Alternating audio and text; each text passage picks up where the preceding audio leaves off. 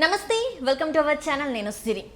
Cabinet మీటింగ్లో జగన్మోహన్ రెడ్డి గారు ఆచి తోచి మాట్లాడారా అంటే అవునని అనిపిస్తుంది. బొత్స సత్యనారాయణ గారు మాట్లాడాలి అనుకున్నా కూడా ఇక్కడ మాట్లాడొద్దు, ఇంటికి వచ్చి మాట్లాడదాం అని చెప్పేసి అన్నారు. సో ఇక్కడ ఏంటంటే తన పార్టీలోనే కోవట్టులు ఉన్నారు, వాళ్ళ ముందు ఏం మాట్లాడొద్దని అనుకుంటున్నారని వార్తలు వస్తున్నాయి. సో ఈ అంశాన్ని చర్చించడానికి మనతో పాటు ఉన్నారు ప్రముఖ సీనియర్ జర్నలిస్ట్ దుర్గా కుమార్ గారు. నమస్కారం సార్. నమస్కారం సిరి, మన వీక్షకులకు సార్. నిన్న జరిగిన క్యాబినెట్ మీటింగ్లో జగన్మోహన్ రెడ్డి గారు చాలా ఎట్లా అంటే ముభావంగా ఉన్నట్టు, గంట సమయం మాత్రం అక్కడ కేటాయించినట్టు, ఇంకొకటి ఏంటంటే రాష్ట్ర అభివృద్ధి కోసం మాట్లాడాలి అనుకున్న మంత్రులను కూడా మాట్లాడనివ్వకుండా ఇంటికి వచ్చి మాట్లాడండి అని చెప్పడం కూడా జరిగిందన్నట్టు వినిపిస్తున్నాయి వార్తలు. సో ఇందులో ఎంతవరకు వాస్తవం ఉంది అంటే తను కోవట్టులు ఉన్నారని నమ్ముతున్నారు, తన పార్టీలోనే కోవట్టులు ఉన్నారని నమ్ముతున్నారు. సో ఇందులో ఎంతవరకు వాస్తవం ఉంది, అసలు దీన్ని ఎలా చూడాలి?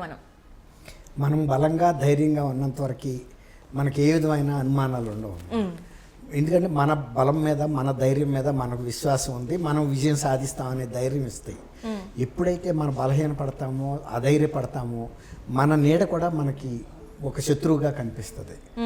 అలాంటి పరిస్థితి అన్నమాట. ఏ రాజకీయ పార్టీ కూడా ఒక మీటింగ్ పెట్టుకుందంటే, పార్టీ క్యాడర్తో మీటింగ్ పెట్టుకుందంటే అది ఏదో ఒక స్థాయిలో మిగిలిన రాజకీయ పార్టీలకి వెళ్ళటం పెద్ద విషయం కాదు. ఎందుకంటే అది విస్తృత స్థాయిలో జరిగే సమావేశం. ఇప్పుడు నిన్న జరిగింది మీరు అన్నట్టు రాష్ట్ర అభివృద్ధి గురించి కాదు, పార్టీలో రేపు ఎన్నికల్లో అనుసరించాల్సిన వ్యూహాల గురించి, అభ్యర్థుల ఎంపిక గురించి, వాటిలో మార్పు చేర్పుల గురించి, విజయానికి అనుసరించాల్సిన పద్ధతుల గురించి జరుగుతున్నాయి. చాలా కీలకం.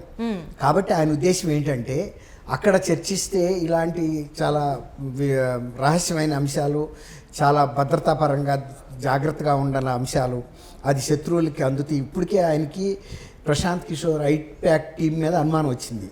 ఐప్యాక్ టీము మనకు సంబంధించిన అంశాలని చంద్రబాబు నాయుడుకి ఇస్తుంది. దాని మూలన వాళ్ళు కౌంటర్ వ్యూహాలు వేసుకుంటున్నారు, మనకు వ్యతిరేకమైన వ్యూహాలను వేసి మన వ్యూహాలు అమలు కాకుండా చేస్తున్నారనే అనుమానం ఆయనకు వచ్చింది.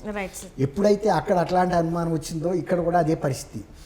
ఆయన ఎంతవరకు మాట్లాడదలుచుకున్నారు అంటే అత్యంత కీలకమైన అంశాలు కాకుండా జనరల్ అంశాలు మాత్రం మాట్లాడేసి ముభావంగా మీరు అన్నట్టు ఇంటికి వెళ్ళిపోయాడు. కానీ ఇప్పుడు మాటికి జగన్మోహన్ రెడ్డి గారు అందుబాటులో ఉండరు కదా, అందుకని బొత్స లాంటి సీనియర్స్ ఏమనుకున్నారంటే ఇప్పుడే మనకి మంచి అవకాశం, పార్టీకి సంబంధించి కానీ మన విజయ అవకాశాలకు పాటించాల్సిన పద్ధతులు, వ్యూహాలు, అభ్యర్థుల ఎంపికకి సంబంధించి ఇంకా ఏమైనా ప్రాజెక్టులు, ఏమైనా చేయాల్సిన ప్రాజెక్టులు కానీ లేకపోతే కొత్త హామీలు ఇవ్వటం, ఇలాంటివి కూడా చర్చిద్దాం అనుకున్నాడు ఆయన. కానీ జగన్మోహన్ రెడ్డి గారికి మీరు అన్నట్టు ఆయనకి అనుమానం వచ్చింది, ఇక్కడ మనం మాట్లాడే ప్రతి మాట ప్రతిపక్షానికి అందుతుంది, దానికి చంద్రబాబు నాయుడు గారు కౌంటర్ వ్యూహం వేసుకుంటాడు, కాబట్టి ఇక్కడ మాట్లాడొద్దు, మీరు ఎవరన్నా ముఖ్యులు వచ్చి నాకు కలవండి, అక్కడ మాట్లాడదామని. గతంలో ఎంత ముఖ్యులైనా కూడా తాడేపల్లి ప్యాలెస్లోకి పెద్ద ఇష్టంగా వెళ్ళనిచ్చేవాడు కాదు, అక్కడ ఇష్టపడేవాడు కాదు. అతి దగ్గర సజ్జల రామకృష్ణారెడ్డి గారు, విజయసాయి రెడ్డి గారు, వైవి సుబ్బారెడ్డి గారు, ఇలాంటి వాళ్ళే. ఈవెన్ బాలినేని శ్రీనివాసరెడ్డి గారు లాంటి వాళ్ళు కూడా రానివ్వని పరిస్థితి కదా. బాలినేని శ్రీనివాసరెడ్డి గారు ఆయన పార్టీ పెట్టగానే జేరినాళ్ళలో ఒకడు ఎమ్మెల్యే పదవి రాజీనామా చేసి, అలాంటి వ్యక్తిని కూడా దూరం పెడుతున్నారు. అంటే ఇప్పుడు చూస్తున్నట్టయితే వార్తలు కూడా బాలినేని శ్రీనివాసరెడ్డి గారు కూడా బయటకు వచ్చే అవకాశాలు ఉన్నాయని చెప్పేసి కూడా వస్తున్నాయి. అంటే తన మిత్రుడు మాగుంట శ్రీనివాసరెడ్డి గారికి పార్టీలో చోటు దక్కాలి, సీట్ ఇవ్వాలని చెప్పేసి తను పోరాటం అంటే తన మిత్రుడి కోసం చేస్తున్నట్టు తెలుస్తుంది. సో బయటకు వచ్చే అవకాశాలు ఉన్నాయంటారా సార్? మరి అదేనమ్మా, ఒకసారి ఏమో ఇచ్చారు సీట్ అంటారు కాసేపు, మళ్ళీ కాసేపు ఇవ్వలేదు అంటున్నారు, మళ్ళీ పిలుస్తున్నారు, బుజ్జగిస్తున్నారు ఆయనకి. ఇప్పుడు మాగుంట శ్రీనివాసరెడ్డి గారు ఆయనకి మిత్రుడు ఒక అంశం, ఆయన మిత్రుడే కాదు, ఆయన అందరికీ మిత్రుడే, విశ్వామిత్రుడు లాంటి వ్యక్తి అనమాట, విశ్వానికే మిత్రుడు. వాళ్ళ కుటుంబం గురించి నాకు తెలుసు కదా, అంతకుముందు ఆయన పెద్ద ఆయన సుబ్రహ్మరెడ్డి గారు ఉండేవారు, ఆయన్ని కాల్ చేశారు, అది వేరు. అయితే ఏంటంటే ఆయన ఎందుకు కోరుకుంటున్నాడంటే బాలినేని శ్రీనివాసరెడ్డి గారు, మాగుంట శ్రీనివాసరెడ్డి గారు అజాత శత్రువు, ఆ కుటుంబానికి రాజకీయంగా మంచి పరపతి ఉంది, వాళ్ళు కనుక నిలబడితే ప్రత్యర్థులు కూడా ఓటేస్తారు, తెలుగుదేశం వాళ్ళు కూడా కొంతమంది వీళ్ళకి ఓటేసే అవకాశం ఉంటుంది. ఎందుకంటే అంత పలుకుబడి ఉంది వాళ్ళకి, అందరిలోనూ విశ్వసనీయత ఉంది, ఒక మంచి వాళ్ళు అనే పేరు ఉంది. ఏదన్నా ఈ రాజకీయాల్లోకి రాకముందే వాళ్ళు మాగుంట సుబ్బరామరెడ్డి గారి పేరు మీద జూనియర్ కాలేజీలు ప్రతి మండలంలో కట్టారు, ప్రకాశం జిల్లాలో, నెల్లూరు జిల్లాలో అట్లా. అట్లా వాళ్ళు ఏమైనా కూడా ప్రజలకు సంబంధించిన కార్యక్రమాలు ఏమైనా దేవస్థానాలు మతపరమైన అంశాలకు సంబంధించి నిర్వహించుకుంటున్నా కూడా వాళ్ళు ప్రోత్సహించేవాళ్ళు. ఈవెన్ మైనారిటీ వర్గాలు వెళ్ళి మేము ఏదైనా ఉరుసు ఇలాంటి ఏమైనా ఉత్సవాలు చేసుకుంటామన్నా వాళ్ళకు కూడా ఇస్తారు. వాళ్ళు ఈ మతము ఆ మతము, ఈ కులము ఆ కులము, ఆ ప్రాంతం ఈ ప్రాంతం అని ఏమీ లేదు. ఎవరికైనా మేలు జరిగితే ఓకే, వాళ్ళ శక్తి మేరకు వాళ్ళు ఇస్తారు. Right sir. అయితే ఈ క్యాబినెట్ మీటింగ్లో ఇంత భయపడాల్సిన అవసరం ఏముంది సార్? అంటే కోవట్టులు ఉన్నారు అని చెప్పేసి కొంతమంది మంత్రులు కోవట్టుగా పనిచేస్తున్నారు టీడీపీ పార్టీకి, లోకేష్కి అన్ని ఇక్కడ గుట్టులు తీసుకెళ్ళి అక్కడ చెప్తున్నారు అని చెప్పేసి అంత భయపడడానికి ఎందుకు అంత భయపడుతున్నారు? ఎందుకు ఈ మంత్రులు ఒకవేళ వాళ్ళు చెప్తున్నారో లేదో కూడా మనకు తెలియదు, జస్ట్ కలిసినందుకే ఇక్కడ రహస్యాలు తీసుకెళ్ళి టీడీపీ పార్టీలో చెప్తున్నారు అని చెప్పేసి ఎందుకు అనుకుంటున్నారు? అంత ఎందుకు భయపడుతున్నారు? మంత్రివర్గంలో కొంతమందిని డ్రాప్ చేస్తానని ఆయన చెప్పాడు కదమ్మా, సీనియర్ మంత్రులు కూడా, అలాగే సీనియర్ శాసనసభ్యులు ఇస్తా అన్నాడు.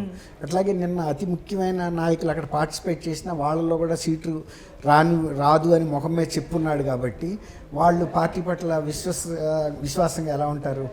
కాబట్టి వాళ్ళు వీలున్నంత వరకు వాళ్ళ మీద ఈయనకు అనుమానం. వాళ్ళు మీరు అన్నట్టు చెప్పకపోవచ్చు కూడా, ఎందుకంటే వాళ్ళకు కూడా కొంత ఒక ఇంటిగ్రిటీ అనేది ఉంటుంది కదా, విశ్వసనీయత అనేది.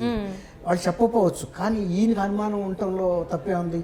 గతంలో ఈయన రాజకీయ నాయకుడు అంటే వైఎస్ రాజశేఖర రెడ్డి గారు లాగా ఈయన అందరినీ నమ్మి వీళ్ళు నా మనిషి అని ఎవరిని ప్రోత్సహించే పరిస్థితి ఉండదు. ప్రతి వాళ్ళని అనుమానిస్తాడు. బాలినేని శ్రీనివాసరెడ్డి గారిని అనుమానించి దూరంగా పెట్టిన వ్యక్తి ఎవరో బయట వాళ్ళని దగ్గరికి తీస్తాడని, విశ్వసిస్తాడని, వాళ్ళని ప్రోత్సహిస్తాడని ఎవరిని అనుకోలేం కదా. ఇప్పుడు షర్మిల గారిని కూడా ఆయన ఎందుకు దూరంగా పెట్టాడు?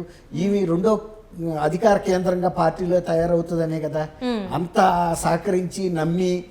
ఏ ఆస్తుల గురించి కూడా ఆమె అడగల. ఎందుకంటే అన్నయ్య ఎప్పుడైనా రూపాయలు, నాన్న ఆయనకి ఇచ్చిన రూపాయలు 33 పైసలు నాకు ఇస్తాడు, అమ్మకు 33 పైసలు ఇస్తాడు, తను 33 పైసలు ఉంచుకుంటాడని. ఇప్పుడు రాజశేఖర రెడ్డి గారు బిడ్డ అయ్యి పులి గడుపున పులే పుడుతుందని చెబుతుంది కదా. మరి రాజశేఖర రెడ్డి గారు అలాంటి అన్యాయ పని ఆయన చేస్తాడా? ఆయన రక్తం ఊరుకుంటుందా? మరి ఆమె నమ్మింది. ఇప్పుడు ఆమె చెబుతుంది కదా, కడుపుని పులిబిడ్డనే పుట్టాను, చూసుకోండి ఏం పీక్కుంటారో పీక్కోమంది వీళ్ళని. అట్లాగే ఇప్పుడు ఆమె అసలు అనుమానించలేరు జగన్మోహన్ రెడ్డి గారిని. కానీ జగన్మోహన్ రెడ్డి గారికి అంత ఫెయిర్నెస్ లేదు. తల్లికి కూడా ఈ ఆస్తి ఇవ్వననే ఉద్దేశం మీద ఉన్నాడు, చెల్లికి కూడా ఇవ్వననే ఉద్దేశం మీద ఉన్నాడు. కనీసం ఒక రాజ్యసభ మెంబర్ కానీ ఎమ్మెల్సీ కూడా ఇవ్వడానికి ఆయన ఇష్టం లేదు. చెల్లి ఇతను జైల్లో నుంచి రావడానికి ఆయన భర్త క్రిస్టియన్ కాబట్టి ఆయన పరపతిని ఉపయోగించి, అప్పటికే వీళ్ళు సోనియా గాంధీతో తగాదా పెట్టుకుని ఉన్నారు. అయినా ఆయన భర్త క్రిస్టియన్ కాబట్టి ఆయన ఉపయోగించి సోనియా గాంధీ దగ్గర అపాయింట్మెంట్ సంపాదించి భారతీయ గారు జగన్మోహన్ రెడ్డి గారు భార్యను పంపించి వీళ్ళిద్దరూ ఆమెకి పాదాలకి మొక్కి బెయిల్ ఇప్పించమని అడిగితే ఆమె కూడా కరిగిపోయి, ఎప్పుడు కక్షలు పెట్టుకోరు కదమ్మా, కొంతసేపు ఉంటుంది, అయిపోయింది కదా సరే 16 నెలలు అప్పటికే ఉన్నాడు అని ఆ బెయిల్ ఇప్పించడంలో వాళ్ళు కూడా సహకరించారని చెప్తున్నారు. ఎవరో చెప్తే మనం నమ్మం, షర్మిల గారే చెబుతున్నారు. అట్లా ఈయనేంటంటే తను పార్టీలో ఈ విధమైనటువంటి కువర్ట్లు ఉండటానికి కారణం నేను వాళ్ళతో ప్రవర్తించిన తీరు ఎప్పుడు విశ్వాసంలోకి తీసుకుని వాళ్ళని దగ్గరికి రానివ్వలేదు కదా. అట్లాగే నా పట్ల కూడా వాళ్ళు అంతే దూరంగా ఉంటారనే అనుమానం ఉంటుంది.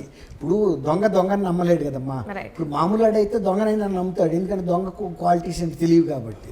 అట్లాగే ముళ్ళుతో తీయాలన్నట్టు ఆయన ఇన్ని అతి తెలివితేటలు ఉంటాయి కాబట్టి అందరికీ అంతే తెలివితేటలు ఉంటాయి అనుకుంటాడు. అట్లా మనం దీన్ని అర్థం చేసుకోవాలి. Right, thank you so much sir.